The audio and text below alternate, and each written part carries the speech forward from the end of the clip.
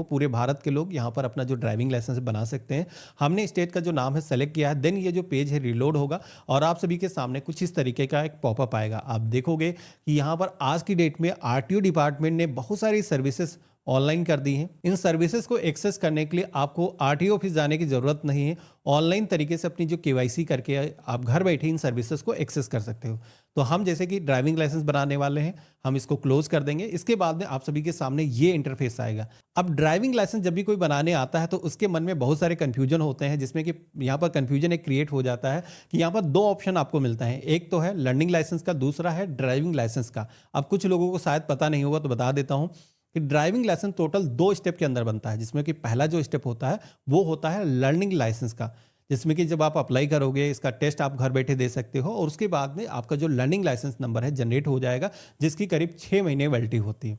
हालांकि 1 महीने के बाद में आप परमानेंट लाइसेंस के लिए अप्लाई कर सकते हो। इसका जो लाइसेंस नंबर है जब आप रेगुलर लाइसेंस के लिए अप्लाई करोगे तो उसमें डलेगा। तो मैं आपको पूरा प्रोसेस दिखाऊंगा। जैसे कि इस वीडियो के अंदर हम लर्निंग लाइसेंस बनाने वाले हैं, तो हम यहाँ पर इस ऑप्शन पे क्लिक करेंगे, कंटिन्यू के ऑप्शन पे क्लिक करेंगे। यहाँ पर हम इंडिया के अंदर इससे पहले कोई भी ड्राइविंग लाइसेंस होल्ड नहीं करते हैं।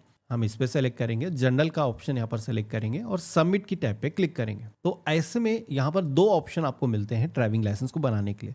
अगर आप पहला वाला ऑप्शन अगर आप सेलेक्ट करते हो तो ऐसे में आपको आरटीओ ऑफिस नहीं जाना है। इसको टिक किया, सबमिट की टैब पे क्लिक करेंगे, यहाँ पर ओके के ऑप्शन पे क्लिक करेंगे। अब यहाँ पर आप सभी को अपना जो आधार नंबर है वो दर्ज करना है, जिसके लिए आधार नंबर के ऑप्शन पे क्लिक करेंगे और इसके बाद में हमें अपना जो 12 डिजिट का आधार नंबर है दर्ज करना है और जनरेट ओटीपी के ऑप्शन पे क्लिक करना है। तो हमारे आधार कार्ड से जो भी आपका मोबाइल नंबर जैसे कि लिंक होगा उस पर एक कोड आएगा, वो यहाँ पर दर्ज करोगे और साथ ही में आधार की जो टर्म एंड कंडीशंस इनको यूज़ करने के लिए आई हेयर बाय आई अंडरस्टैंड के ऑप्शन पे क्लिक करना है और ऑथेंटिकेट के ऑप्शन पे क्लिक करना है। तो यहाँ पर आप सभी के सामने आधार का जो भी आपका डेटा होगा वो यहाँ पर डेटा आपका कंप्लीट शो हो जाएगा।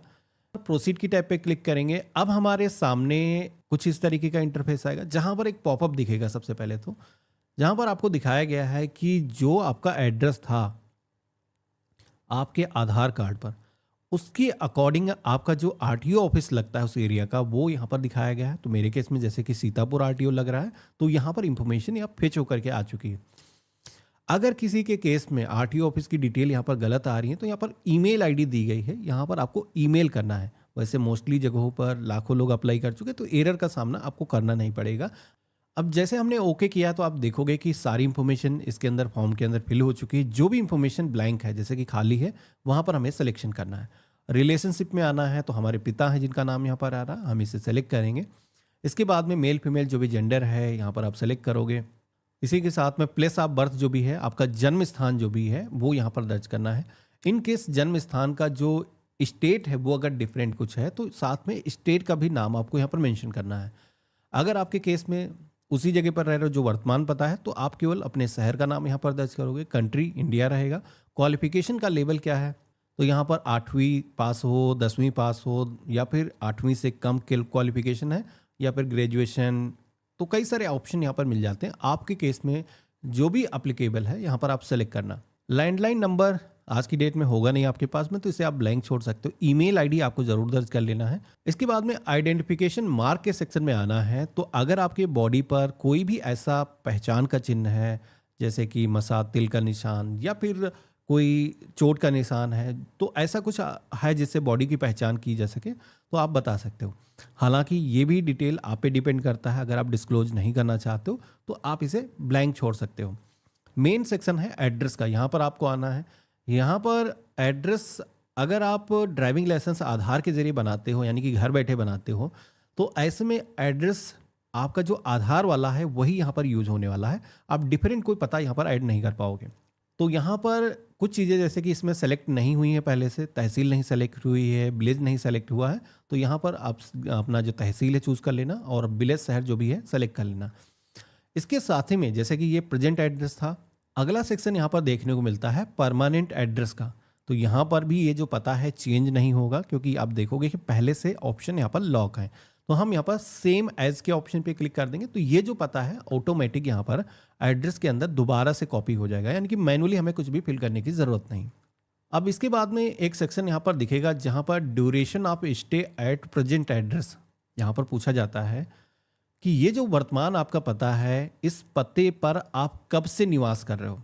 तो हो सकता है आप जन्म से उसी जगह पर निवास कर रहे हो, तो जितने भी सालों के आप हो उतने ईयर यहाँ पर काउंट करके दर्ज कर देना है, और मंथ कुछ आ रहे हैं तो यहाँ पर दर्ज कर देना है। इन केस कुछ सालों से रह रहे हो, 2 साल 3 साल, तो यहाँ पर आप अपने अकॉर्डिंग इंटर कर सकते हो।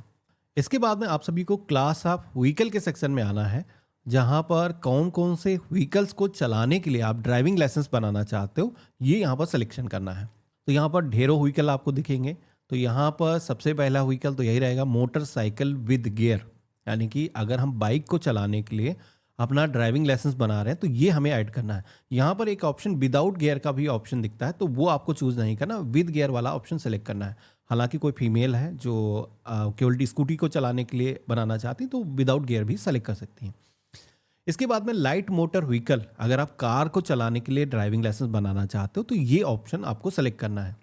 कोई ट्रांसपोर्ट व्हीकल को चलाने के लिए कोई ड्राइवर है जो बना रहा, तो वो अपने अकॉर्डिंग यहाँ पर ऑप्शन सेलेक्ट करेगा। तो यहाँ पर आप सभी को जो भी व्हीकल चलाने के लिए आपको ड्राइविंग लाइसेंस बनाना है सेलेक्ट करना है, और एरो के ऑप्शन पे क्लिक करना है। तो ये जो व्हीकल है ये सेलेक्टेड के सेक्शन में आ जाएगा। तो यहाँ पर हमने मोटरसाइकिल को चलाने के लिए और कार को चलाने के लिए ड्राइविंग लाइसेंस बना लिया है। यहाँ पर आपको ऑप्शन मिलता है जिसमें कि आपको कुछ चीज़ें यहाँ पर पूछी जाती हैं, जैसे कि इससे पहले कोई आपका जो ड्राइविंग लाइसेंस है वो कैंसिल तो नहीं किया गया है, सस्पेंड तो नहीं किया गया है।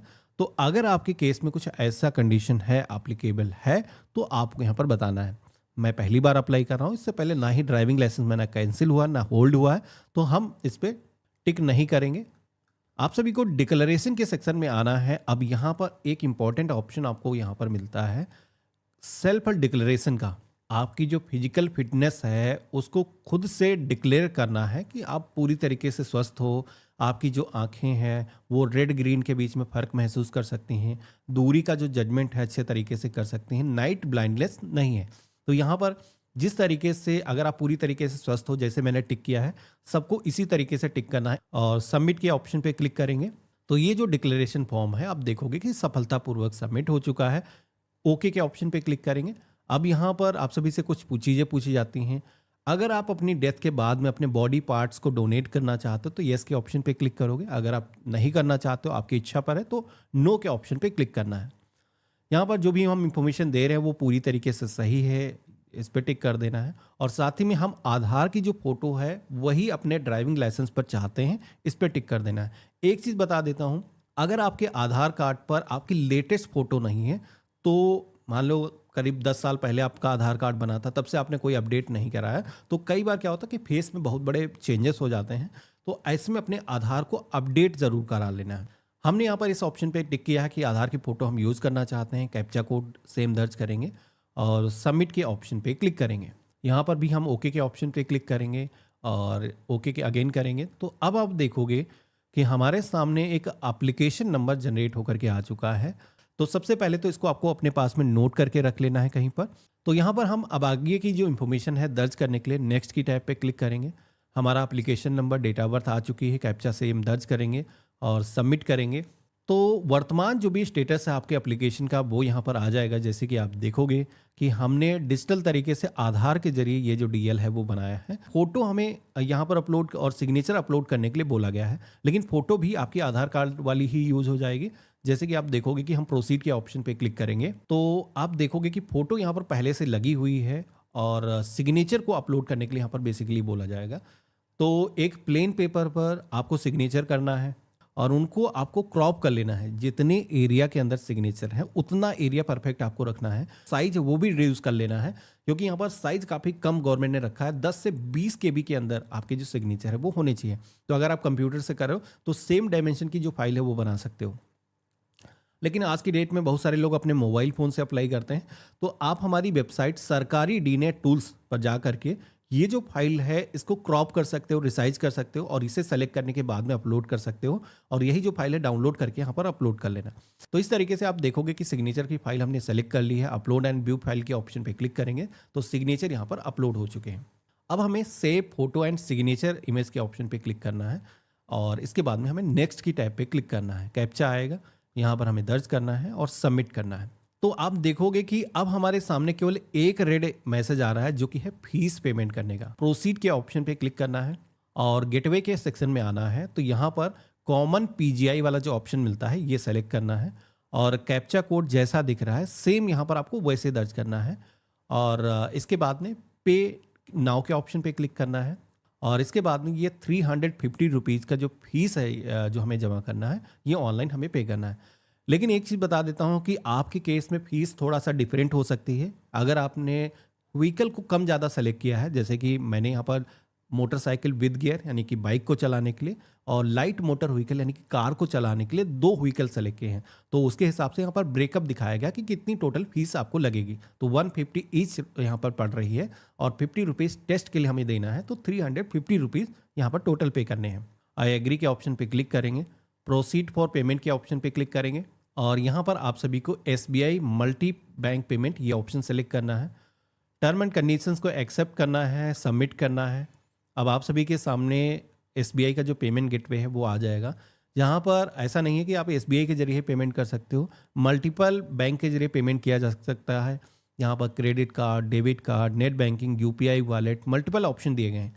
तो छोटा सा पेमेंट है, हम UPI के जरिए पेमेंट कर देंगे, जिसमें भी 2 ऑप्शन आपको मिलते हैं। तो हम चाहें तो यहाँ पर QR कोड ले सकते हैं या फिर UPI ID, गूगल पे, फ़ोनपे एप्लीकेशन की जो भी है वो दर्ज करके भी हम अपना जो पेमेंट है वो कर सकते हैं। तो हमने QR कोड के ऑप्शन पे क्लिक किया, छोटा सा QR कोड आ जाएगा। ये जो QR कोड है आपको स्कैन करके पेमेंट करना है। अगर आप सेमी फ़ोन से करना चाहते हो तो इसका स्क्रीनशॉट ले लेना है और आपको अपने एप्लीकेशन के अंदर जा करके इसको स्कैन करना है, ऑथेंटिकेट करना है और आपका जो पेमेंट है वो सफलतापूर्वक हो जाएगा। ये जो पेज है ऑटोमेटिक रिलोड होगा और आप सभी के सामने सक्सेस का जो मैसेज है वो आ जाएगा। अगर आप क्लोज कर दोगे तो ऐसे में आपका जो ट्रांजैक्शन की जो रिसीप्ट है वो नहीं आएगी, तो ध्यान रखना है।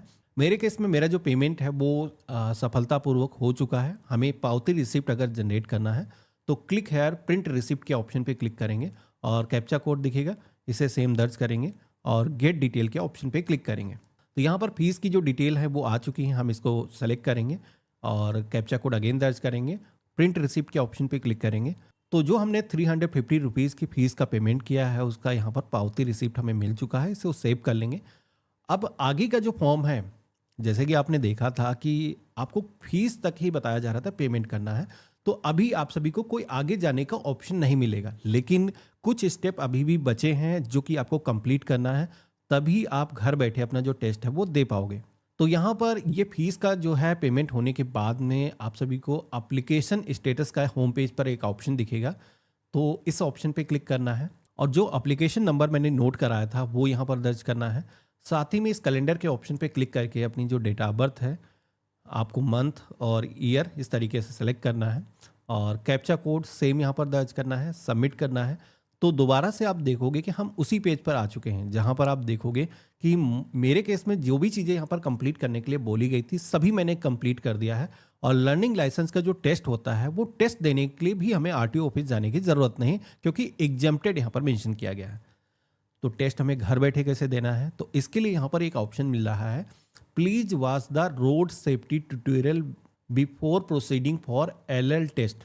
तो लर्निंग का जो टेस्ट है घर बैठे अगर आप देना चाहते हो तो उसके लिए सबसे पहले तो एक वीडियो यहाँ पर गवर्नमेंट ने अपलोड किया पोर्टल पर, जो सभी एप्लीकेंट को वॉच करना होगा।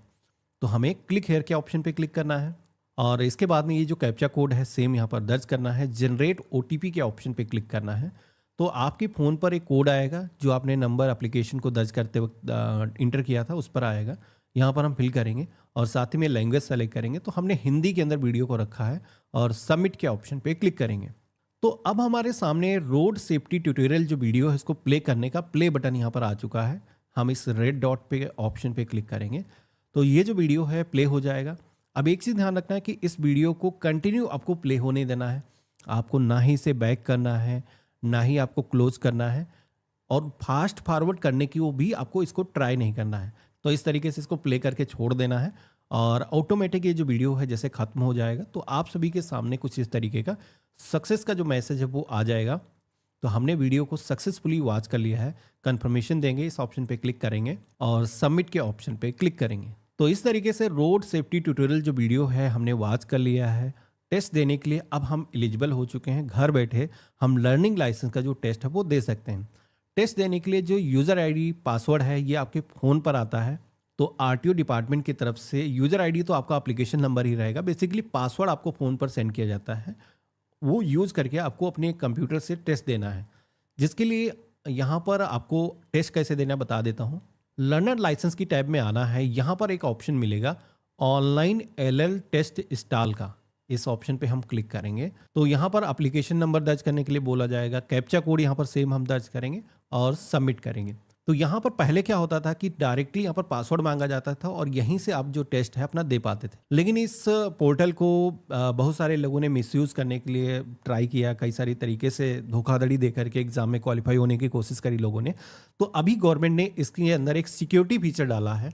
बेसिकली स्मार्ट लॉक करके एक सॉफ्टवेयर है जो आपको डाउनलोड करना होगा। ये और कुछ नहीं, एक ब्राउज़र ही है गवर्नमेंट का डेडिकेटेड, जो आप डाउनलोड करोगे इसी के अंदर आपका जो है टेस्ट वो होगा। तो डाउनलोड करने के लिए यहाँ पर ऑप्शन आ रहा है, तो 64 बिट वाला जो ऑप्शन है वो हम सेलेक्ट करेंगे और सॉफ्टवेयर इंस्टॉल होने के बाद में आइकन स्मार्ट लॉक का होम पेज पर आ जाएगा। हमें यहाँ पर स्टार्ट एप्लीकेशन के ऑप्शन पे क्लिक करना है और एप्लीकेशन नंबर दर्ज करना है, कैप्चा कोड सेम दर्ज करना है। और अभी आप देखोगे कि अब हमारे सामने डेट ऑफ बर्थ और पासवर्ड को दर्ज करने का ऑप्शन आ चुका है। तो जो भी आपकी डेट ऑफ बर्थ है, डेट, मंथ, ईयर, कुछ इस तरीके से फिल करना है। पासवर्ड जो मैंने आपको बताया था ये आरटीओ डिपार्टमेंट की तरफ से आपको सेंड किया जाता है। तो यहाँ पर पासवर्ड इन केस किसी को अगर रिसीव नहीं हुआ है, टेस्ट आप देना चाहते हो, तो रिसेंट का ऑप्शन मिलता है, इस पर क्लिक करके दोबारा से आप पासवर्ड एक नया जनरेट कर सकते हो। तो हम यहाँ पर पासवर्ड को दर्ज करेंगे। आपको यहाँ पर ऑथेंटिकेट के ऑप्शन पे क्लिक करना है और हमारा जो चेहरा है वो आप देखोगे कि यहाँ पर स्कैन हो रहा है। हमने प्रोसीड की टैब पे क्लिक किया है, कंटिन्यू के ऑप्शन पे क्लिक करेंगे। हमारे सामने अब क्वेश्चन आना स्टार्ट हो जाएंगे। यहाँ पर इन क्वेश्चन में से 9 क्वेश्चन आपको सही सही सॉल्व करने हैं। जैसे आप 9 क्वेश्चन के सही सही जवाब दे देते हो तो आप यहाँ पर पास हो जाते हो। आप सभी के सामने सक्सेस का जो मैसेज है वो आ जाता है। क्वालिफाई होने के बाद में आप सभी का जैसे कि लाइसेंस नंबर है, कई सारे केस में क्या होता है इमीडिएट जारी हो जाता है। लेकिन अभी वो आरटीओ डिपार्टमेंट की तरफ से जब टेस्ट होता है, उस टेस्ट का जो है रिकॉर्डिंग जो किया जाता है वो रिकॉर्डिंग एक बार रिव्यू किया जाता है। तो अगर सेम डे आपने किया है तो नेक्स्ट डे इसको ट्राई करना, पोर्टल पर दोबारा से आना है। लाइसेंस को डाउनलोड करने के लिए यहाँ पर ऑप्शन आपको मिल जाएगा print learner licence form number 3 का। इस ऑप्शन पे क्लिक करोगे, अपना मोबाइल नंबर के जरिए या फिर लाइसेंस नंबर के जरिए डाउनलोड कर सकते हो और या फिर एप्लीकेशन नंबर के जरिए। तो यहाँ पर इस तरीके से आप अपना जो लाइसेंस है यहाँ पर डाउनलोड कर सकते हो। ये जो लाइसेंस है आपको मिल जाएगा, इसके बाद में डाउनलोड करके आप इसे प्रिंट करके अपने पास में रख सकते हो।